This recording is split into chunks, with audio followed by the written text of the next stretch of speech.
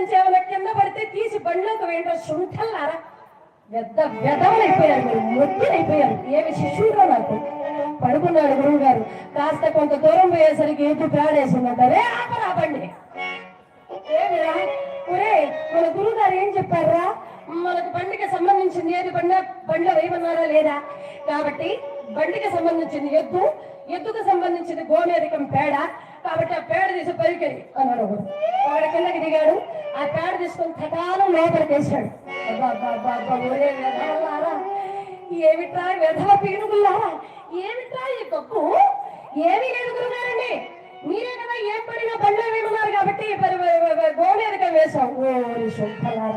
ఒరే ఆ పేపర్ ఇట్లా ఇచ్చి చావు, ఇదిగో చాపలు దిండులు కలుషము ఏమేమి ఉన్నాయో మొత్తం లిస్టు రాసి ఇచ్చి గురువు గారు ఇందులో కింద పడితే ఎత్తి పెట్టి చావండిరా, పేడ మట్టి వెయ్యొద్దండ్రా సుంఠల్లారా, కోడిపండి బండి అన్నాడు. బండి పోతుంది. ఈ కట్ట మీదకు పోయేసరికి ఆ కడిశీలేమో లూజ్ అయిపోయింది, కఠాలను పడిపోయింది బండి చెర్లకి. మొత్తం లేచారు. ఒకళ్ళు లేచాడు పాపం.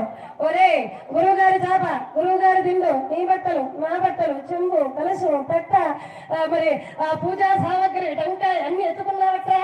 ఎత్తుకున్నాను రా, పోనీ బండి. గురువు గారి కింద ఉన్నారంట. ఒరే నేను రా, ఒరే వెధవల్లారా, మునిగిపోతున్నా లేపండా. వీడు లిస్టు తీశాడంట. గురువు గారండి మీ పేరు ఈ లిస్ట్ లో లేదండి. ఓరే శోభ, మళ్ళా గురువు గారు అని రాసిస్తే అప్పుడు ఎత్తి బండిలోకి వేశారంట.